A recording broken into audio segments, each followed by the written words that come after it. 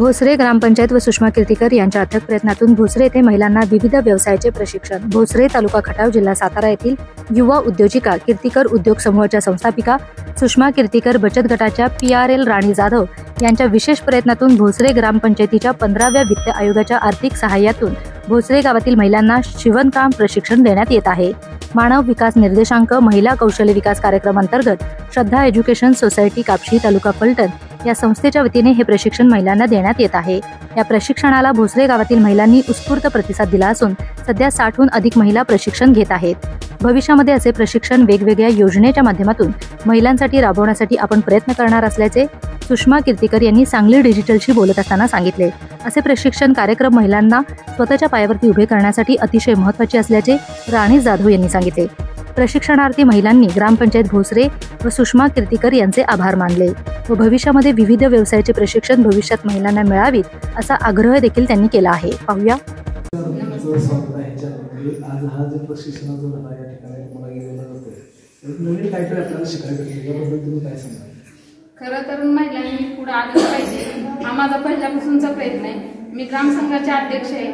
आपला जे बचत गट आहे उमेदचे त्यातून जो ग्रामसंघ तयार होतो त्या ग्रामसंघाचे मी अध्यक्ष आहे।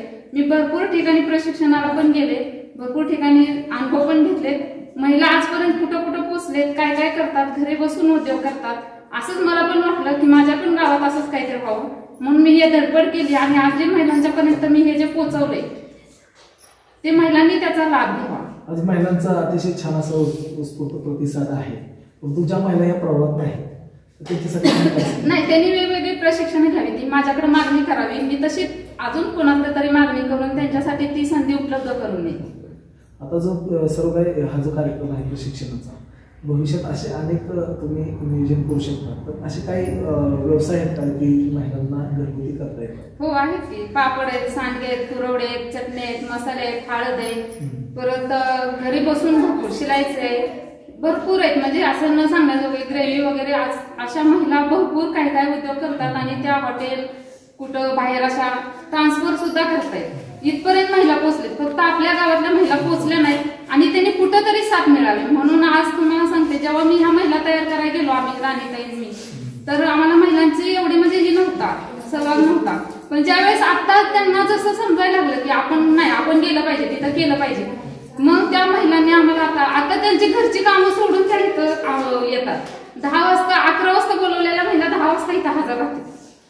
आता हे जे करताय तुम्ही प्रशिक्षण वेगवेगळी आणण्याचा प्रयत्न करताय, महिला जोडण्याचं काम करताय, ह्याचं नक्की कारण काय? ह्याचं खरं कारण म्हणजे महिलांनी स्वतःच्या पायावर सक्षम झालं पाहिजे। जसे आता मी पण थोडा सक्षम होते आणि जसा मला अनुभव येतोय तसाच इतर महिलांना बी आला पाहिजे, त्या पण स्वतःच्या पायावर उभ्या राहिल्या पाहिजे।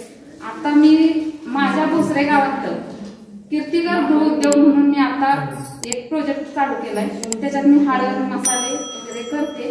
तर तसंच त्या महिलांनी पण केलं पाहिजे, काहीतरी त्यांनी घरी बसून इतर काही गोष्टी करण्यापेक्षा त्यांनी स्वतः त्यांच्या मनाने काहीतरी त्याचा आपल्या चांगल्या गोष्टीसाठी त्याचा उपयोग। आपल्या स्वातंत्र्य चॅनलमध्ये आज हे प्रशिक्षण पाहता आपण की आपल्या सवयीच्या मैत्रिणी असतील, आपल्या गावातील ज्या महिला आहेत त्यांना हे प्रशिक्षण मिळते, बरोबर? त्याच्याबद्दल तुम्ही काय सांगा, कसं वाटतं तुम्हाला? आता हे प्रशिक्षण आम्ही ह्याच्या अगोदर पण 1 महिना घेतलेला आहे, त्याच्यामुळे आम्हाला अनुभव खूप चांगला आहे आणि जसं आम्हाला सरांनी शिकवलं तसं आम्ही बऱ्यापैकी प्रत्येक जेवढ्या पहिल्या बॅचला म्हणजे पहिल्यांदा शिकत होतो त्यावेळेस बऱ्याच महिलांनी घरी स्वतःचे शिवून बाहेरचे पण काय थोडेफार शिवले, त्याच्यामुळे त्यांना चांगला अनुभव आलाय की आम्ही पण काहीतरी यातून करू शकतो। बाहेरचं किंवा आपलं स्वतःचं जरी शिवलं तरी यातनं आपला फायदा आहे हे पण महिलांना कळून आलेलं आहे। आता ग्रामपंचायत असेल किंवा ही संस्था, आता तुम्हाला कसं आहे बऱ्यापैकी बाहेर तुम्ही गेल्यानंतर त्याची जी फी आहे, शिक्षण फी असते प्रशिक्षणाची, ते तुम्हाला जास्त दिलं, तर इथं थोडक्यात तुम्हाला शिकवलं जातं, संस्थानिक ग्रामपंचायत काय सांगा?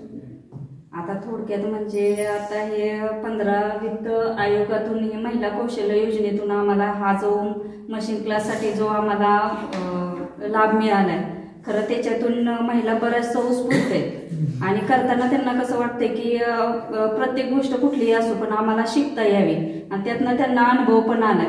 त्याच्यामुळे महिला अजूनही म्हणजे जोडताना आपला असं जास्त विचार करत नाही की यातून काय आम्हाला करता येईल की नाही, त्याच्यामुळं आहे उत्स्फूर्त चांगला आहे महिलांचा. आता भविष्यामध्ये ग्रामपंचायत असेल किंवा अशा संस्थांच्या माध्यमातून जर महिलांना ग्रामपंचायतच्या माध्यमातून वेगवेगळी प्रशिक्षण दिली तर त्याबद्दल महिलांच्या वतीने तुम्ही काय सांगाल?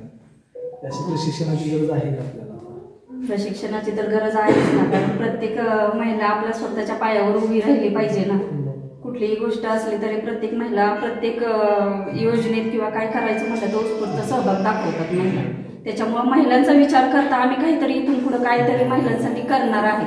म्हणजे आता सध्याला शेतातली पण कामं आहेत, पण शेतातली कामं झाल्यानंतर उन्हाळ्यात काहीच कामं नसतात महिलांना. त्याच्यामुळे उन्हाळी काम किंवा ह्याच्या पलीकडे पण दुसरं काहीतरी प्रशिक्षण, संगणक प्रशिक्षण वगैरे काही पण आम्ही घेणारच आहे. सांगली डिजिटल, डिजिटल जमाना, डिजिटल बातम्या.